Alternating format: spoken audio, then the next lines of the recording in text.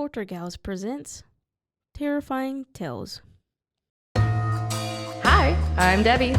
And I'm Allison. And we're the Poltergals.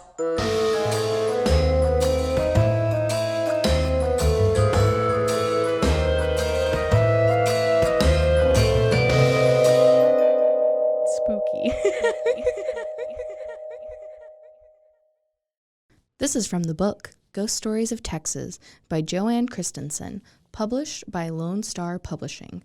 You can find them at lonepinepublishing.com or at ghostbooks.net. And on this week, the hanging of Chapita Rodrigez.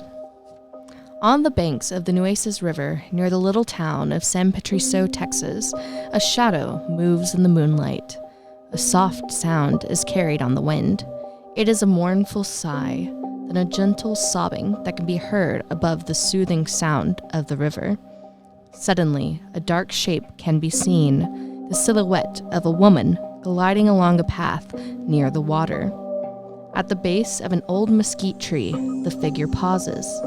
Her head tilts slightly back, and she emits an unearthly wail. The cry pierces the night air, freezing the blood of any who can hear it. It is the lament of Chapita Rodrigez, who suffers eternally for an injustice committed nearly over a century and a half ago. Back in 1998, a convicted murderer, Carla Faye Tucker, sat awaiting her death by lethal injection. Texans were haunted by both the ghost and the memory of the last woman to be executed by the state, Chapita Rodrigez. Although there were 134 years between the two events, comparisons were inevitable. Time and time again, both the facts and the legend surrounding Rodriguez's hanging were recounted in the media, and her memory was evoked repeatedly by Tucker's supporters. Gender aside, the case were dissimilar, though particularly as Tucker had admitted her guilt, and Rodriguez had always maintained her innocence. In 1963, 100 years after the woman's death, state legislators agreed with Rodriguez's Declaration of Independence and voted for a resolution stating that she did not receive a fair trial. By that time, Chapita had been staging her own effective protest by haunting the banks of the Nueces for a century. "I'm not guilty," was all Chapita ever said, her own trial for murder. Certainly, the evidence against her was never more than circumstantial. A view of the facts today suggests that the poor woman may have simply been in the wrong place at the wrong time. During the years of the Civil War, Chapita Rodrigez was an innkeeper running a place near San Patricio that was popular with gamblers and cowboys alike. The business may have been a little rough, but Chapita knew how to handle herself and managed to make a decent living. Then, in 1863, a horse trader named John Savage rode up to Chapita's inn seeking a meal and just a night's lodgings.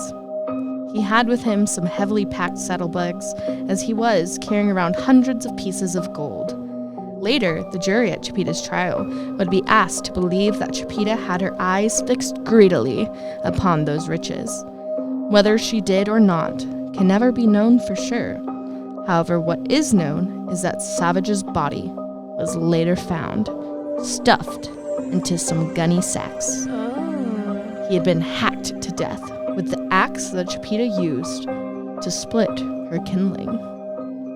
Chapita Rodrigez was charged with the murder and found guilty.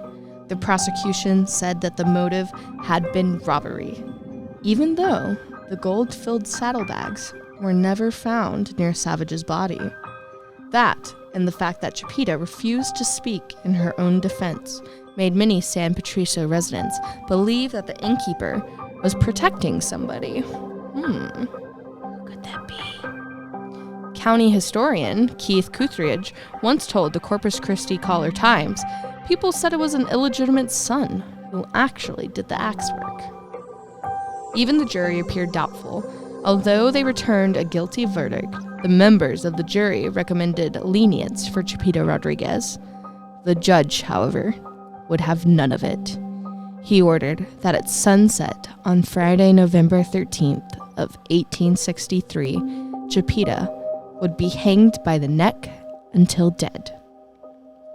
The sentence was carried out by the river, the only location with a suitably high tree. Then, when Chapita was dead, her swinging corpse was cut down and buried right on the spot. Then in February of 1998, just as I was being born, scary, San Patricio Mayor Lonnie Glasscock III told the Caller Times burying the body by the river was apparently a big no-no. People say her soul will forever be in limbo because she wasn't buried in the cemetery. Perhaps Chapita is protesting her improper burial, or perhaps she's protesting her innocence. For whatever reason, she has been seen frequently over the years, drifting by the trees along the Nueces, issuing her sorrowful cries. It seems that she is determined to never be forgotten. Toward the end, the woman's spirit has been successful in pervading popular culture, books, articles, and at least one epic poem. And there's even an opera that has been written about Chapita Rodrigez and served to keep her memory etched in the collective consciousness of all Texans. Her life and death have been studied by thousands, and she has carved out a place in history that she could never have achieved by living her life out fully as a simple innkeeper. One has to wonder, does Chapita know? And does this provide her with some small consolation? It seems unlikely to those who pass the Nueces late at night and bear witness to that woeful cry. Chapita Rodriguez's execution is not the only hanging to haunt Texas. In 1921, Albert Howard was hanged in South Texas town of Gonzales. He spent the weeks leading up staring through his jail cell window at the courthouse as it counted down the remaining hours of his life. By the time Howard was led away to the gallows, he was nearly insane. He shook his fist and screamed at the clock tower, swearing that it would never tell another man when he was about to die. From that day forward, the clock never worked properly, despite the many attempts to repair it. The 4 separate faces always showed different times, none of them correct. Albert Howard's claim of innocence is a matter up for debate, but there is no doubt that he is able to lay an effective curse. Be sure to follow us on Facebook or on YouTube at The Poltergals, or on Instagram at _Poltergals. You can also find us wherever you get your podcast or at roguemedianetwork.com. You've been listening to The Poltergals, a Rogue Media Network podcast.